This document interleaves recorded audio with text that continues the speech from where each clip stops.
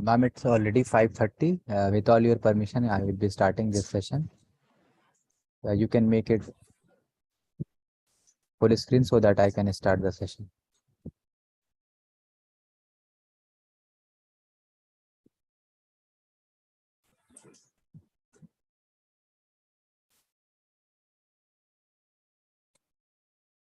Yes, ma'am. With all your permission, I'm starting this session. Yes.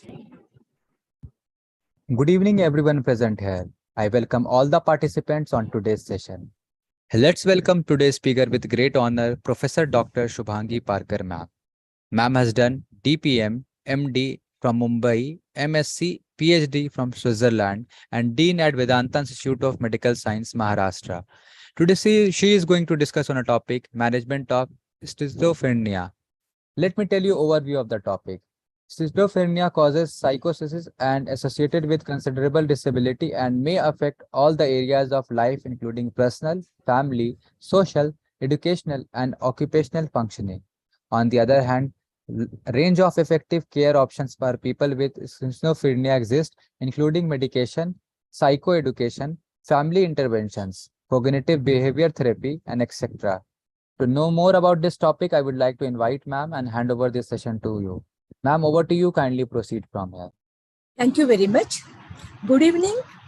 We are going to discuss on a very, very important issue on treatment of schizophrenia. It consists of the whole management along with pharmacology. So let us look at what is schizophrenia. Is a complex chronic mental health disorder which is characterized by most of the thinking disturbances and perceptual disturbances like delusions, hallucinations, disorganized speech or behavior, impaired cognitive ability, which is a very important aspect which is recognized eventually in schizophrenia, and it is a disabling disorder for many patients and their families. Now, what is the disability? It results from both kind of symptoms. Negative symptoms, these are characterized by loss or deficits. There are positive symptoms also, which are delusion, hallucinations, and violent behavior or uncontrollable behavior.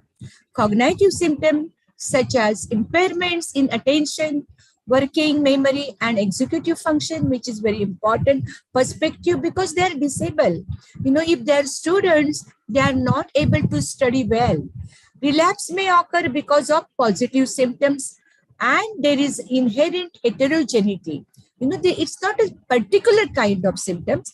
These are many symptoms, and they, keep changing their perspective in the presentation or in the clinical presentation of schizophrenia.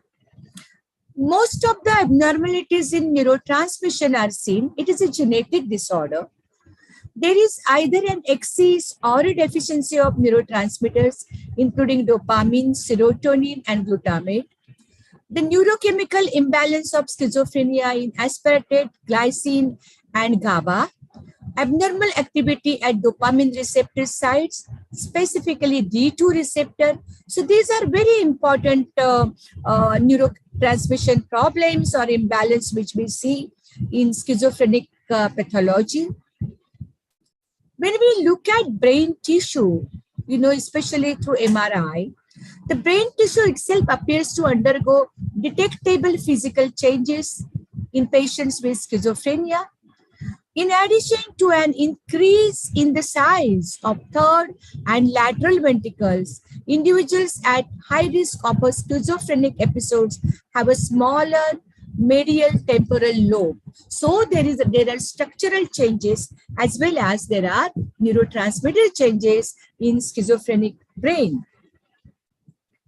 Environmental and social factors, very important for us to know that, because when there is a genetic vulnerability, environment and social factors will impact that vulnerable individual. What are those environmental and social factors or social events? Maybe childhood trauma, minority ethnicity, residence in an urban area, and social isolation. So some of these important social factors, along with discrimination, or economic adversity may predispose individuals towards delusional or paranoid thinking. Because if they are staying in a community where they are hated all the time, and if they are vulnerable, they will land up, developing schizophrenic illness. And generally, in the acute stage, when the patient is uncontrollable or is not eating, neglecting health, we have to go for hospitalization. Otherwise, we can treat the patient on outpatient basis. There are biological therapies like antipsychotic medication, which is of two types: first generation antipsychotics or typical antipsychotics, second generation antipsychotic or atypical antipsychotics, then anticholinergic medication to take care of extrapyramidal symptoms, seen in antipsychotics, electroconvulsive therapy, very useful therapy, and long-acting depot preparation, which are given, to maintain the patients if they are not cooperative to take oral medications regularly.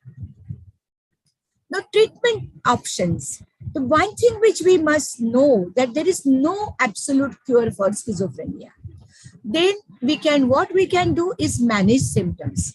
Medication is a key along with other types of care. And in the medications, we have antipsychotic drugs, also known as neuroleptic drugs or major tranquilizers.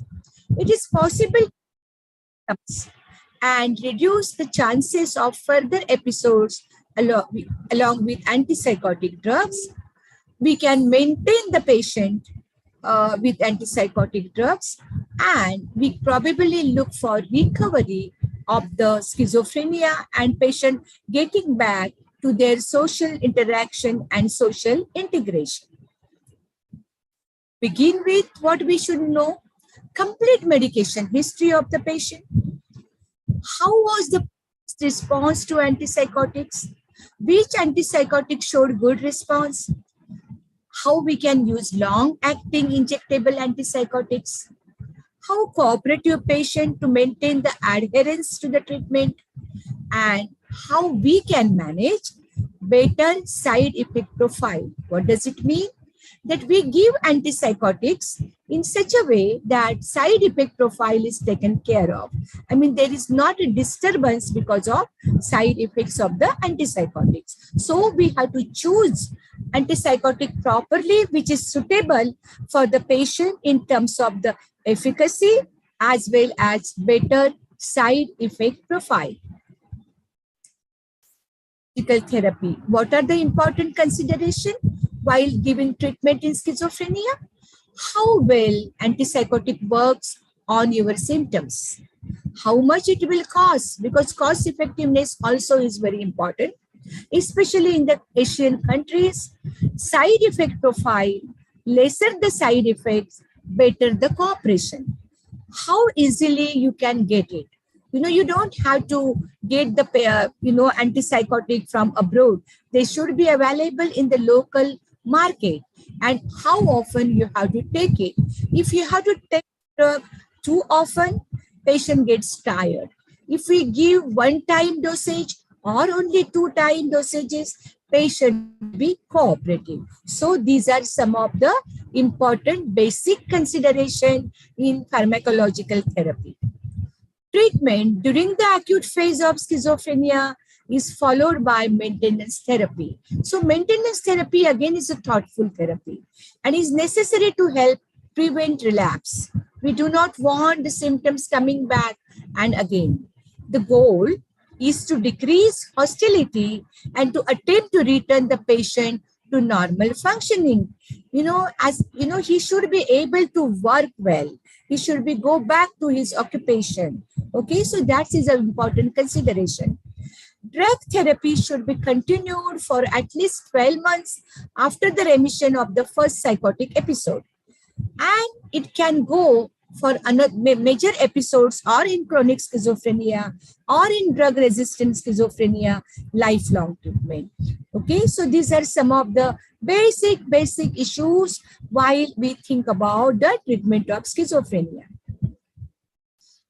Line treatment of schizophrenia, and these are second generation, what we call as a atypical antipsychotics, with exception of clozapine, they prefer over first generation. Okay, so this is very important because efficacy is good and side effect profile is good. First generation antipsychotics generally have a lot of extrapyramidal symptoms and other adverse reactions. So getting into second generation antipsychotic is always helpful for the patient to adhere to the treatment. HGAs tend to have metabolic side effects such as weight gain, hyperlipidemia, and diabetes mellitus. So we have to, monitor these drugs pretty well. 6-stage pharmacotherapeutic algorithm, let us look at. Stage 1 is a first-line monotherapy with second generation antipsychotics. If the patient shows little or no response, he or she should proceed to stage 2, which consists of monotherapy with either another second generation antipsychotics, or we can choose it from first generation antipsychotics. If there is still no response or minimum response, patient should move to stage 3, which consists of clozapine monotherapy with monitoring of the white blood cells WBC count regularly. If WBC count problem or agranulocytosis occur, clozapine should be discontinued immediately. If stage 3 therapy fails to elicit a good response, the patient should be allowed to proceed to stage 4, which combines clozapine with an first generation antipsychotics or second generation antipsychotics or electroconvulsive therapy, what is we call as ECT. Okay, if the patient still shows no response to treatment, we go for stage 5, where monotherapy with an first generation antipsychotic or second generation antipsychotic that is not been tried so far. Okay, so this is where we can take the new first generation antipsychotic which is not tried so far. If stage 5, after even trying new drugs, FGA or SGA, we can go to stage 6, that consists of combination therapies with an second generation antipsychotic and first generation antipsychotic, ECT, and or a mood stabilizer. So this is the way we have to consider 6 stages while treating the schizophrenic patient, depending on what kind of treatment response, or if there is no treatment response, we can keep going ahead with the next stage. Symptom response matter. Acute symptoms of schizophrenia respond better to typical antipsychotics like haloperidol or chlorpromazine, which are very traditional and well-known antipsychotics. Chronic symptoms respond better to atypical or second-generation antipsychotics like olanzapine or risperidone. Depot antipsychotic preparation, that is a long-acting neuroleptic, can be used for maintenance treatment and improved compliance because you can give monthly or 15 days, injectables. Extrapyramidal side effects can be treated with anticholinergic drugs like procyclidine or benzhexol. Treatment-resistant schizophrenia is a very, very important issue for us while treating schizophrenia. 10 to 30% patient shows little symptom improvement. Additional 30 to 60% show partial or inadequate improvement. So in such treatment-resistant schizophrenia, clozapine is most effective drug so far. 30% effective in controlling schizophrenic episode in treatment-resistant schizophrenia. Problematic safety profile we have to see. Increased risk of orthostatic hypotension is there. High dose of clozapine can also cause seizures. So we have to be careful, but it is a very effective drug. We have to monitor it effectively. Augmentation therapy with this, in patients with inadequate response to prior therapy, patient responding to augmentation improve rapidly. Now, what is the augmentation therapy? It can be electroconvulsive therapy, or it can be mood stabilizer that improve mood and behavior and even cognitive symptoms. And continue these therapies, augmentation, only if effective. If they are not effective, discontinue augmentation therapy. Combination therapy is very important and mainstay in schizophrenic treatment. This can be first generation or second generation antipsychotics, or two second generation antipsychotic like risperidone or olanzapine. Serious side effects with multiple antipsychotics, so we have to be careful. Combination therapy of these antipsychotics is recommended only in the later stages of the treatment algorithm, not in the beginning. In the beginning, we have seen those stages, we have to go accordingly. The routine prescription of two or more antipsychotic is not recommended because it may increase the risk of drug interactions, non-adherence, and medication errors. So we have to get into combination in later phases of schizophrenic treatment, and especially in treatment-resistant schizophrenia. Mechanism of action of this antipsychotic, precise mechanism is questionable. Typical, and that is the first generation antipsychotics are associated with high dopamine antagonism and low serotonin antagonism.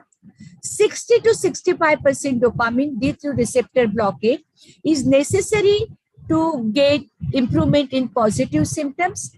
More blockade will lead to extrapyramidal symptoms, so we have to manage the drug well. 5-HT2A antagonism with dopamine and D2 blockade lead to improvement in negative symptoms and cognition. So we have to really judge what are the symptoms and how we are going to proceed with first generation or second generation antipsychotic, depending on all these mechanisms which we have discussed. First generation antipsychotics are very popularly known as chlorpromazine, fluphenazine, haloperidol, loxapine, thiothixine, difluoperazine. The problem with them is a weight gain and extrapyramidal symptoms. That's exactly why we think about second generation antipsychotics. Now, second generation antipsychotic is a first line of treatment in today's world for schizophrenia. These are aripiprazole, asenapine, brexpiprazole, clozapine, iloperidine, lurasidone, olanzapine, paliperidone, quetiapine, which is a popular, risperidone is very famous, ziprasidone, okay, and lumateperone. Okay, metabolic side effects is a very important aspect. Weight gain, hyperlipidemia, and diabetes mellitus are very important side effects which we need to monitor well. Third generation antipsychotics, they are known aripiprazole as a dopamine stabilizer, brexpiprazole, cariprazine. These are D2 receptor partial agonists. Okay, so we have to use some of these drugs very carefully, knowing the patients, evaluating on some important aspect. Adverse effects of these antipsychotics, because there is an endocrine system hyperprolactinemia, possibly leading to different kinds of sexual dysfunction, and that's what our patients complain. Orthostatic hypertension in 75% of the patient, especially when they are on treatment with first generation antipsychotic. Lipid changes, serum triglycerides and cholesterol is very important. Dystonia, akathisia, pseudoparkinsonism, tardive dyskinesia with first generation antipsychotics are very common. Increased risk of seizures with clozapine and chlorpromazine. That's why we have to monitor the dose pretty well. Neuroleptic malignant syndrome is a rare but life-threatening side effects, and we have to be very careful in identifying it. Cardiac mortality risk, and there is a QTc prolongation seen in many antipsychotics. Electroconvulsive therapy, or what we call as ACT, in lay language it is called as a shock therapy, but which is a very effective. ECT uses electric currents to generate a seizure. And for adults with schizophrenia who are not responding to medication or who have severe affective symptoms like depression, we can use electroconvulsive therapy. Besides suicide and violence, we can use electroconvulsive therapy to control, change chemical signaling in the brain. That's what happens with electroconvulsive therapy. ECT does come with some potential side effects such as confusion and body aches and pains sometimes. But in long run, it is not so much of a problem, and it controls the symptoms like suicide and violence quickly. The other therapies, along with the biological therapies like psychopharmacology or electroconvulsive therapy, we have to also use family therapy, which is very famous, and that is because of the expressed emotions like over-involvement, hostility, criticism, that leads to relapse of schizophrenia. And family therapy deal with expressed emotions, thereby controlling relapse of the schizophrenia in many patients. Social skill therapy is very important, where you get positive reinforcement or token economy in the patients and allow them to use the positive aspects of their productivity in a positive way. Behavioral therapy, that is behavior modification and learning new coping skills, also is a very important contributory factor in the treatment of schizophrenia. Therapeutic milieus, like maintaining a good environment around the patient matters a lot. They can, thrive in positive therapeutic milieu, and their symptoms can remain in control. The relapse probably will not be frequent if the therapeutic milieu is good. In long-term therapy, what we need is a rehabilitation of the patient in many ways and reintegration in the society. So patient is not isolated from the kids and teens, can take participation in many social activities and become productive to the society. So that is the aim of long-term management in schizophrenia. Self-care is a very, very important perspective in the patient. For example, schizophrenic patients generally have the tendency to sleep or sit in the one place, be lethargic. So all these patients should be, motivated to go ahead with exercise, good diet. Because of the antipsychotics, they probably will land up having increased weight. So the diet should be controlled and appropriate. It should not be rich in calories, because they put on the weight. They have to maintain the relationship with friends, and that should be positively workable relationship. They have to get into their daily routines, which is very important. They have to get into taking medications regularly as per a prescription criteria and shouldn't miss the medication. So this is very important aspect of the self-care should be taught to this patient. Recognizing their triggers and when they will become unwell. Which are the first symptoms which come? If the irritability is coming, if the anger is coming, feeling loneliness. So some of these symptoms have to be identified, and the patient should become, or the relatives should become alert that there is relapse of the symptom which is happening. Maintaining recovery is a very important. So patients should be aware in terms of the regularization of their drug treatment and some of the modification in their social life. They should know what can be done in the crisis if there is a problem, and where can they get help. Now, these are very important perspective, as we see that the schizophrenic patient generally no idea that where they can go and get the help. Okay, pretty often they become violent. Sometimes they go out of the home. So we had to probably sensitize them in where they can get the help and how they can manage to get help. So this is a very, very important perspective for us, to teach the patient in terms of the self-care. So in summary, what do we understand? Schizophrenia is a complex disorder. There are thinking disturbances, there are feeling disturbances, there are behavior disturbances, and there are cognitive disturbances. So when we treat schizophrenia, we have to start taking, interest in all these parameters. The prompt treatment at the first sign of the schizophrenia is very important. Otherwise, so often it happens that patient come very late when the symptoms are exaggerated or intense. So we have to train the relatives to identify the initial symptoms or the starting symptoms while there is a relapse. The potential for non-adherence and treatment-related adverse effects we must know.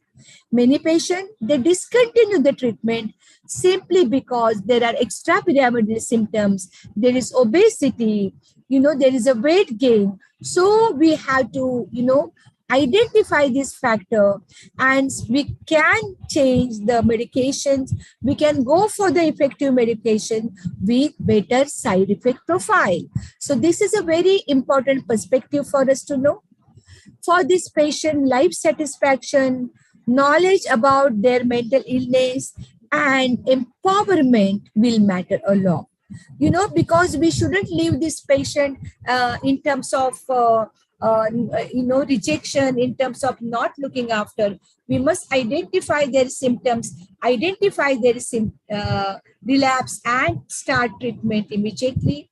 Rectify unhealthy lifestyles, make them more active, help them to have good diet, help them to mix up with the other people, get socially integrated, get into productive lifestyle. So these are some of the important things which we must know, and we have to always think about quality of life in these patients. Okay, it matters. They can be productive.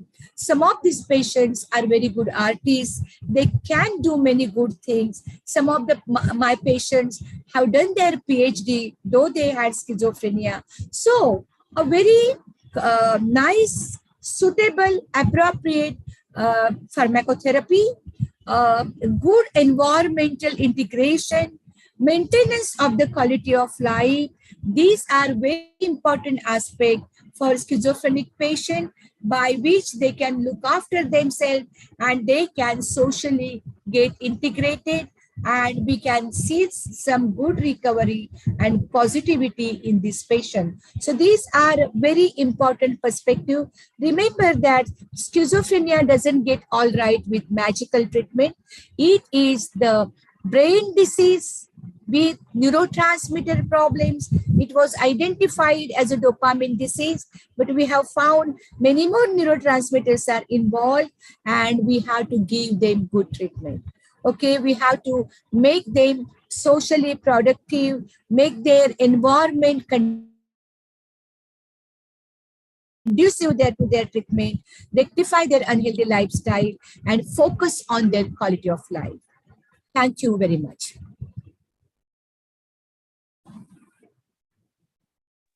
Yeah, thank you so much, ma'am, for giving your valuable time and sharing your knowledge with us and making this session informative one. I definitely think this session knowledge is going to help all the participants who have joined this session. We have received some question from the participant, and if you allow, can I take this question with all Yes, your please. permission? I Yes. can see the first question is, which neurodevelopmental genes may be increased in the risk of schizophrenia?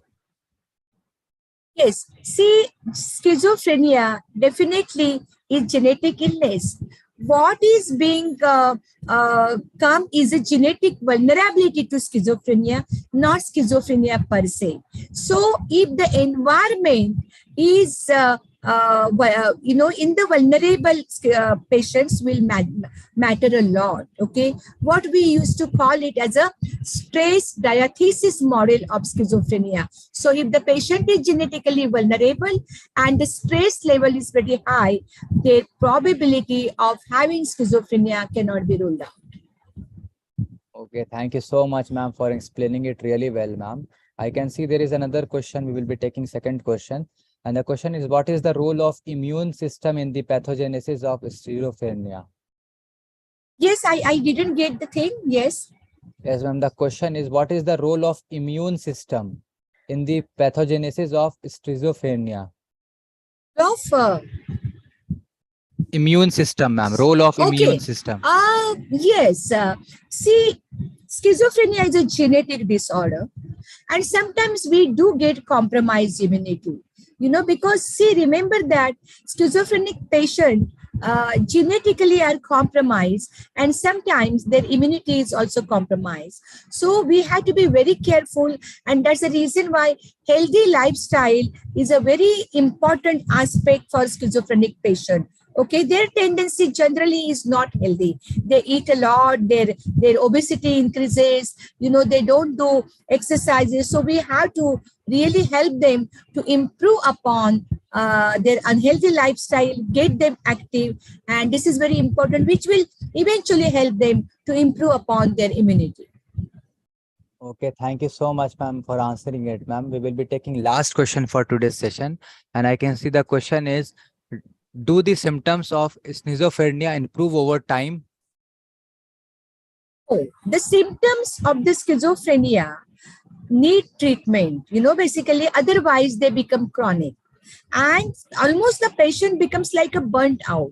So schizophrenic patient, they can be varied. There can be thinking, feeling, there can be delusion, hallucinations, but they just don't disappear. Okay, we have to give treatment because these symptoms are based on the neurotransmitter imbalance, or the change in their mechanism. So we have to be very careful, and we have to give the active treatment at earliest.